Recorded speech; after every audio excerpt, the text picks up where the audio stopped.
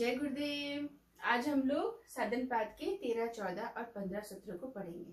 तो चलिए सर शुरू करते हैं। सूत्र नंबर 13 जो है ये हमें कहता है सती मूल्य तद विपाको जाति आयु भोग। कहते हैं सती मूल्य तद विपाक, वो कहते हैं कि मूल के होने की वजह से आप चीजों को आपको प्राप्त होती है। कोई चीज का मूल होता है तो बोलते हैं क्लेश मूल।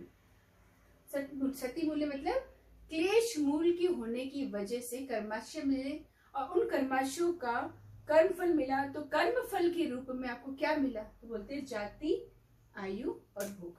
क्या मिला? जाति यानी जन्म, आयु यानी आपका अगला जन्म कितने लंबे अवधि के लिए वो, और भोग यानी सुख दुख और मोहात्मक चित्त वृत्तियां। तो बोलते हैं ये आपको प्राप्त होंगी। तो बोलते हैं क्यों प्राप्त होंगी? क्योंकि मूल है, क्लेश है, क्लेशों की वजह से कर्माशय बने हुए हैं।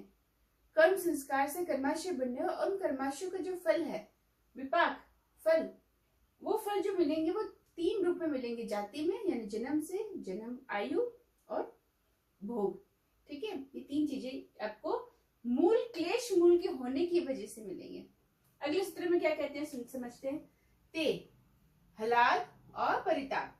बोलते हैं ते मतलब जाति आयु भोग। ये जो जाति आयु भोग, ये जो आपको विपाक है, ये आपको पुण्य अपुण्य हेतुत्वाद, पुण्य और अपुण्य संस्कार के माध्यम से, कर्म के माध्यम से आपको या तो हलाद मिलेंगे या परिताप फल मिलेंगे। हलाद यानी आनंद, परिताप यानी दुख।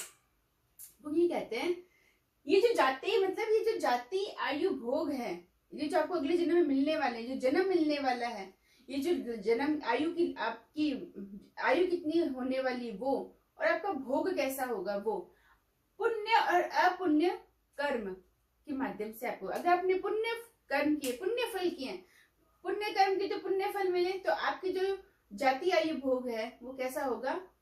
हलाद, आनंद वाला होगा।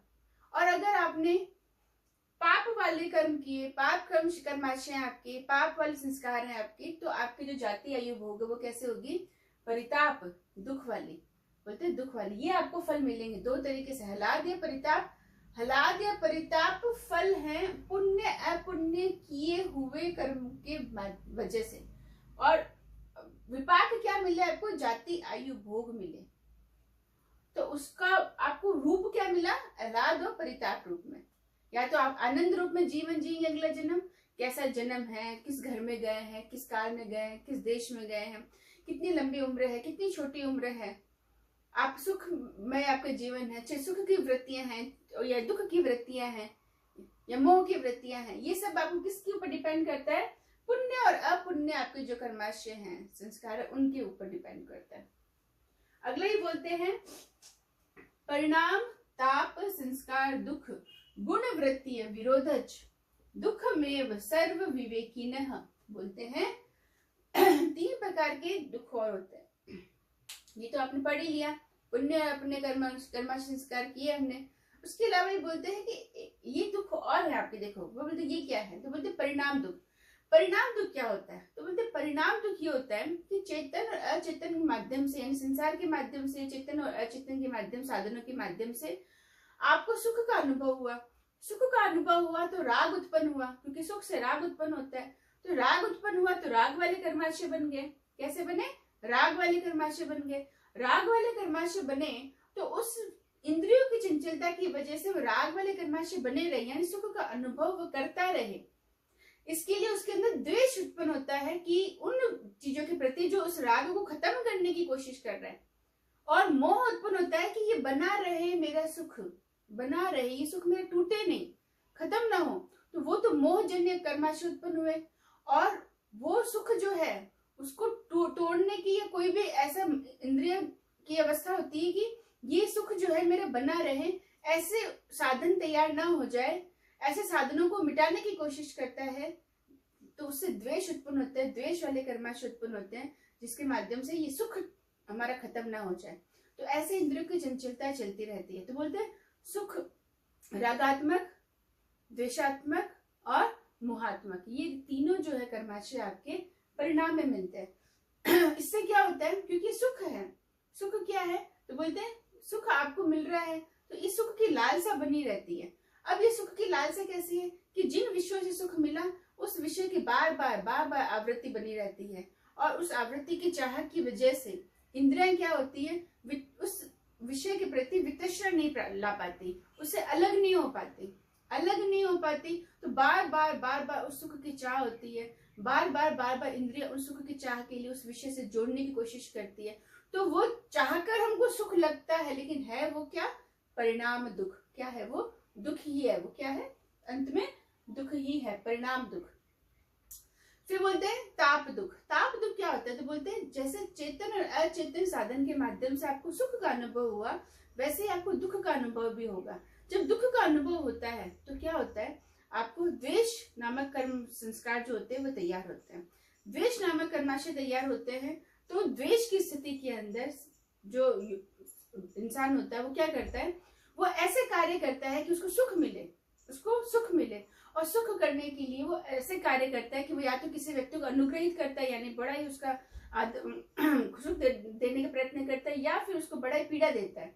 तो इस वजह से उसका रागात्मक मोहात्मक वहां पर भी कर्माशय बनते हैं। वो क्या होता है, ताप दुख। वो क्या बनते हैं, ताप दुख। फिर है संस्कार दुख। संस्कार दुख के अंदर वही कहते हैं महर्षि पतंजलि जी कि जैसे आपने क्या किया, संस्कार आपकी वासनाओं से बने, आपको सुख वाला कर्माशय बने तो सुख के संस्कार बन गए, आपने दुख वाले संस्कार बने तो दुख का आपने अनुभव किया तो दुख वाले संस्कार बन गए। तो बोले जैसा आपने अनुभव किया वैसे आपके संस्कार बन गए, तो ये हो गया संस्कार दुख। लेकिन अब ये बोलते हैं ये तीनों हमने समझ लिए, तीनों दुख। बोलते हैं गुणों की वृत्तियां विरोधच है। इसका अर्थ होता है कि गुणों की आपस में तीन गुण हमारे सत्य रजतम। तो बोलते हैं ये जो तीनों गुण हैं, ये तीनों गुण जो है, ये तीनों गुण आपस में अलग अलग विरोधी नहीं है। ऐसा नहीं है कि सात्विक गुण है तो रजस और तमस गुण को एकदम खत्म कर देता है, नहीं। सत्य सात्विक गुण अगर है तो रजस और तमस गुण गौण अवस्था में दबे हुए हैं। ऐसा नहीं है कि वो उसको विरोध कर दिया कि सात्विक बढ़ गया तो खत्म हो गए, खत्म नहीं हुआ, विरोध नहीं किया। वो है सात्विक अगर उच्च अवस्था में है तो रजस और तमस जो गुण है वो अपने गौण अवस्था में। अगर रजस उच्च अवस्था में है तो सात्विक और तमस जो है वो गौण अवस्था में, और अगर तमस उच्च अवस्था में है तो बाकी दोनों क्या है, गौण अवस्था में। तो बोलते हैं तीनों एक दूसरे के विरोधी नहीं है, और एक दूसरे के विरोधी न होने की वजह से, क्योंकि साधक सोचे कि मैं सत्य में रह जाऊं तो भी मैं सुखी हो जाऊं, तो वहां पे भी सुख नहीं, क्योंकि बाकी दोनों गुण हैं। तो बोलते दुख में सर्व विवेकी न, तो बोलते विवेकी के लिए ये सब कुछ दुख ही है। विवेकी के लिए ये सब कुछ दुख ही है। जो हमें सुख लगता है, जो सुख की प्राप्ति की लालसा है जो बनी रहती है, जो गुणों के माध्यम से हमको सुख मिलता रहता है, प्राप्त हो रहा है इन इंद्रियों को, वो बोलते वो सुख हमारे विवेकी के लिए नहीं है, क्योंकि विवेकी जानता है कि ये सब सुख है ही नहीं, तो उसके लिए सब कुछ दुख ही है। विवेकी के लिए सर दुख में वह सर्व विवेकी नहीं, विवेकी के लिए यानी ज्ञानी व्यक्ति के लिए ये सब कुछ दुख है। ऐसा नहीं है कि साधारण व्यक्ति को पता नहीं है कि दुख है, पर साधारण व्यक्ति को ये अज्ञानता की वजह से वो इसमें ध्यान नहीं रहता, उसको पता नहीं होता। बाकी दुख तो उसके लिए भी है, साधारण व्यक्ति के लिए भी दुख है, बस उसको अज्ञानता की वजह से पता नहीं होता, और विवेकी को ज्ञान की वजह से पता होता है कि सब कुछ क्या है, दुख ही है। क्या है, दुख ही है। इसका रिवीजन हम वापस ले लेते हैं। सती मूल्य तद विपाको जाति आयु भोग, यानी कहते हैं क्लेशों के होने की वजह से, क्लेश मूल है, क्लेश नहीं होते तो जाति आयु भोग आपको नहीं प्राप्त होते। क्लेश है तो कर्माशय बने, कर्माशय मिले तो विपाक बने, विपाक से आपको जाति आयु भोग तीन आपको विपाक मिले। ते हलाल परिताप फला पुण्य अपुण्य हेतुत्वात्, बोलते हैं आपने पुण्य अगर आपने काम किए हैं, पुण्य कर्म आपके कर्माशय हैं, तो आपको हलाल वाले फल मिलेंगे, यानी आनंद वाला जाति आयु भोग मिलेगा। और अगर आपने पाप वाला किया है कर्माशय आपके, तो आपके जो परिताप वाला फल मिलेगा, जाति आयु भोग कैसा होगा, परिताप दुख वाला होगा, जाति आयु भोग यानी दुख देखेंगे आप। फिर बोलते परिणाम ताप संस्कार दुख गुण वृत्ति विरुद्ध, बोलते हैं तीन प्रकार के दुख हो रहे, परिणाम ताप और संस्कार, तीन प्रकार के दुख है आपके। परिणाम दुख जो शुरू में तो सुख लगते हैं, लेकिन उसका परिणाम जो है, अंत जो है वो दुख ही है।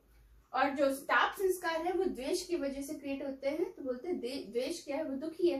कर्माशय बन गए द्वेष के तो वो भी दुख है। संस्कार क्या है कि अगर आपने सुख का अनुभव लिया तो भी संस्कार बने, आपके कर्माशय बने, और दुख का अनुभव किया तब भी कर्माशय बने। तो ये कर्माशय बनने की वजह से क्या हुआ, कर्म संस्कार बने, कर्म संस्कार फल प्राप्त हुए, फल से वापस जाती आयु भोग मिला, यानी चक्र चलता रहा, ये अनादिकाल से चलता रहा है। और ये बोलते ये चलता रहेगा, ये क्या है, चलता रहेगा। गुणों की वृत्तियां, गुणों की वृत्तियों की वजह से, क्योंकि गुणों में जो क्या है, तीनों ऐसा नहीं कि हमें सात्विक अवस्था है तो रजस और तमस गुण है नहीं, वो भी हैं, वो भी हैं। तो बोलते हैं ये तीनों गुण आपस में विरोधी नहीं होती, इन तीनों गुणों की वजह से रागात्मक, मोहात्मक और द्वेषात्मक, ये तीनों आपको कर्माशय बनते हैं आपके, और इनका भी आपको फल प्राप्त होता है।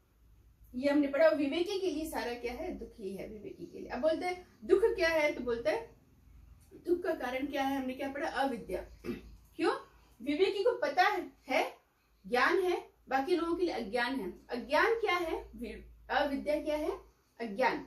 तो अज्ञान जो है वो दुख का कारण है। तो बोलते दुख का कारण तो अज्ञान है, तो उसका निवारण क्या होगा, तो बोलते हैं सम्यक ज्ञान। अज्ञान को कौन खत्म करेगा, ज्ञान, सम्यक ज्ञान, तार्किक ज्ञान, तात्विक ज्ञान, सत्य पर आधारित ज्ञान, जो 100% सही है, 100% सत्य है, वो ज्ञान। तो ये हमने पढ़ा, इन तीनों सूत्रों को पढ़ा। अगर कोई प्रश्न हो तो कमेंट बॉक्स में जाके प्रश्न पूछ सकते हैं, और अगर आपको मेरे वीडियो पसंद आए तो लाइक और शेयर भी कर सकते हैं। धन्यवाद।